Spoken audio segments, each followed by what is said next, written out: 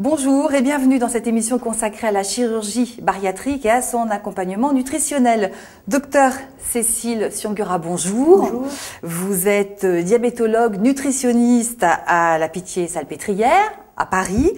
Alors, docteur, on le sait, aujourd'hui, la chirurgie de l'obésité est efficace sur la perte de poids des patients obèses. Elle permet d'améliorer la qualité de vie, d'améliorer certaines comorbidités et de diminuer donc la mortalité qui est liée à l'obésité. Néanmoins, il faut accompagner ces patients après cette chirurgie, notamment du point de vue nutritionnel. Alors, docteur, la première question que j'ai envie de vous poser, c'est déjà à qui précisément cette chirurgie bariatrique s'adresse et est-ce qu'il y a des critères d'admission? Oui, bien sûr. Donc, la chirurgie s'adresse à des patients adultes qui ont une obésité qu'on dit massive, c'est-à-dire que leur indice de masse corporelle dépasse 40 kg par mètre carré, ou bien cette obésité est sévère, c'est-à-dire qu'elle dépasse 35 et elle est associée à une comorbidité associée à l'obésité, comme le diabète, l'hypertension, les apnées du sommeil, pour les plus fréquentes. La chirurgie de l'obésité, elle ne vient qu'après l'échec du traitement médical habituel, c'est-à-dire que c'est pas une chirurgie de première intention. Bon, alors, avant d'arriver sur la table d'intervention, il y a des étapes qui sont indispensables, bien évidemment. Oui, alors, il faut que le risque opératoire soit acceptable, bien sûr. Il faut surtout que le patient, il ait bien compris l'enjeu et son implication, la nécessité qu'il soit suivi toute la vie du fait de cette chirurgie, des modifications qu'elle va entraîner.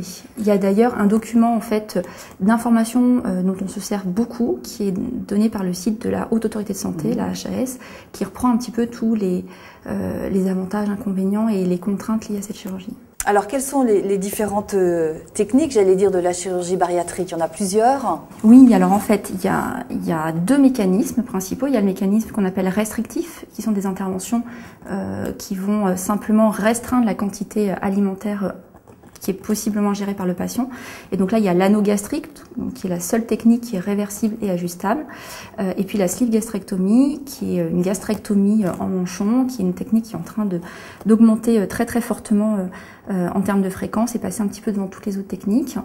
Et puis de l'autre côté, il y a les interventions qu'on dit mixtes, c'est-à-dire qu'elles associent à la fois une restriction et une malabsorption avec un court-circuit digestif plus ou moins important.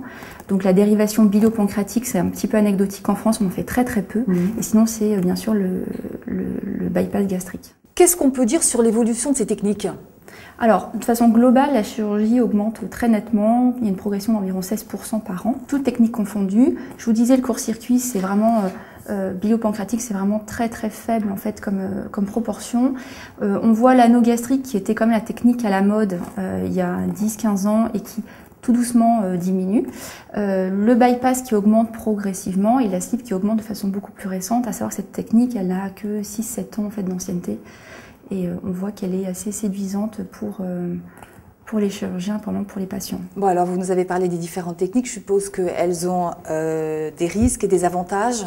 Oui, alors elles ne sont pas toutes équivalentes. Le bénéfice sur le poids et les risques opératoires et les complications sur long terme potentielles sont différents en fonction des techniques.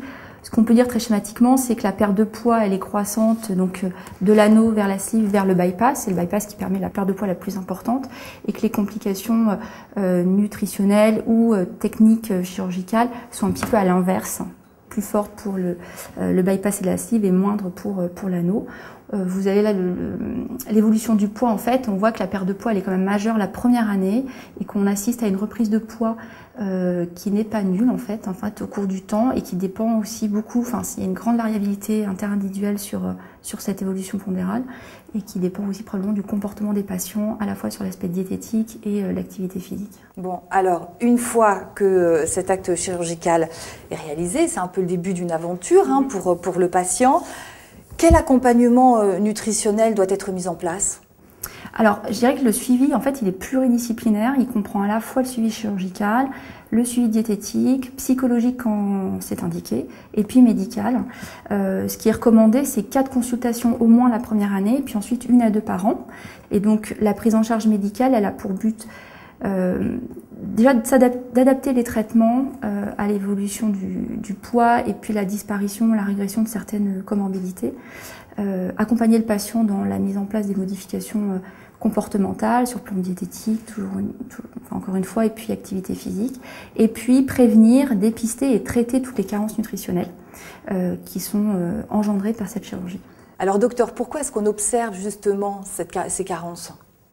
Il y a deux mécanismes. En fait, il y a déjà la restriction alimentaire qui fait que les patients mangent moins. Et parfois, ils ont des intolérances à certains types d'aliments, notamment des protéines, de la viande, qui peuvent générer des carences d'apport. Et puis, il y a le facteur ajouté lié à la malabsorption et à la modification de l'anatomie digestive qui fait que les nutriments vont être moins bien digérés, moins bien absorbés. Docteur, quelles sont ces carences et comment les surveiller ? Alors les principales carences sont les carences en fer, en vitamine D, en calcium. Il y a aussi des carences en vitamine B9 et B12 au long terme, puisqu'après on vide un peu nos stocks. Et puis plus rarement des carences en vitamine B1, notamment quand les patients vomissent, et puis en protéines. Alors on les surveille, on est attentif aux signes cliniques, bien sûr, et on va faire de toute façon des dosages systématiques biologiques de façon régulière. Tous les patients ont des suppléments systématiques à prendre pour prévenir ces carences. En pratique, quel mode d'alimentation le patient qui a été opéré doit-il suivre ? Alors, le but est qu'il puisse avoir une alimentation équilibrée, de texture normale, diversifiée, qui va être quand même la première façon de limiter ces carences nutritionnelles. Il y a une période post-opératoire immédiate dans les 2 à 3 premières semaines où on lui demande de manger liquide puis mixé, de texture très molle, et puis ensuite de réintroduire progressivement les aliments. Il y a des nouvelles habitudes alimentaires qui vont être adaptées, je pense, à chaque patient. Il va falloir qu'il se plie à la petite contenance de l'estomac. Et donc, c'est des repas qui sont de volume modéré, souvent fractionnés, c'est-à-dire que c'est des petits repas avec le dessert pris un peu à distance. On insiste beaucoup sur la mastication, sur le fait de manger en prenant son temps, de boire à distance des repas pour ne pas aller remplir l'estomac qui est déjà tout petit. Et puis, bien sûr, d'éviter les aliments à forte densité énergétique, comme les sodas, les boissons gazeuses, etc. On attire leur attention sur le fait qu'il y ait parfois des changements de goût ou des intolérances alimentaires qui peuvent être transitoires. Donc quand un aliment n'est pas supporté, on le met de côté puis on essaie de le réintroduire un petit peu plus tard en évitant bien sûr de l'éviter pour tout le temps. Un mot sur les apports protéiques ? Alors on leur recommande vraiment de commencer les repas par les apports protéiques parce que en général c'est ce qui passe quand même le moins bien et on a quand même dans l'idée que la perte de poids puisse s'accompagner d'une perte de masse maigre limitée et donc on encourage, on insiste vraiment beaucoup sur la prise des protéines à chaque repas. Docteur Cécile Siongura, merci pour toutes ces explications, merci d'avoir participé à cette émission, à très bientôt. Merci. Et bien voilà, c'est la fin de cette émission et pour plus d'informations, rendez-vous sur le site internet www.nutripro.nestlé.fr. Merci de votre attention et à très bientôt.